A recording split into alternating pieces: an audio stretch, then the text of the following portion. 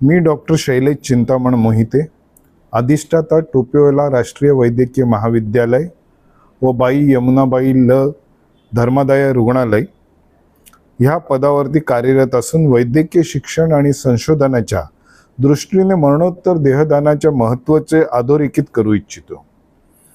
चांगले वैद्यकीय शिक्षण, कुशल डॉक्टर घडविणे तसेच विविध आजारांवरील संशोधनासाठी मरणोत्तर देहदान अत्यंत आवश्यक आणि अमूल्य ठरते। अशा देहांवर होणाऱ्या शास्त्रीय अभ्यासामुळे वैद्यकीय विद्यार्थ्यांना प्रत्यक्ष ज्ञान प्राप्त होते व भविष्यातील उत्तम डॉक्टर समाजासाठी घडतात। त्याचबरोबर अनेक रोगांवर उपचार पद्धती शोधण्यात देखील त्याचा मोलाचा वाटा असतो।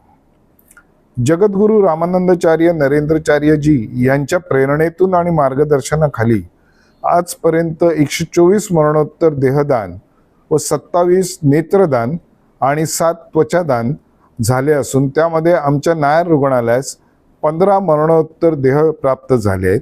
ही समाजासाठी अत्यंत प्रेरणादायी व स्तुत्य अशी सेवा असून ती इतरांसाठी एक आदर्श ठरते।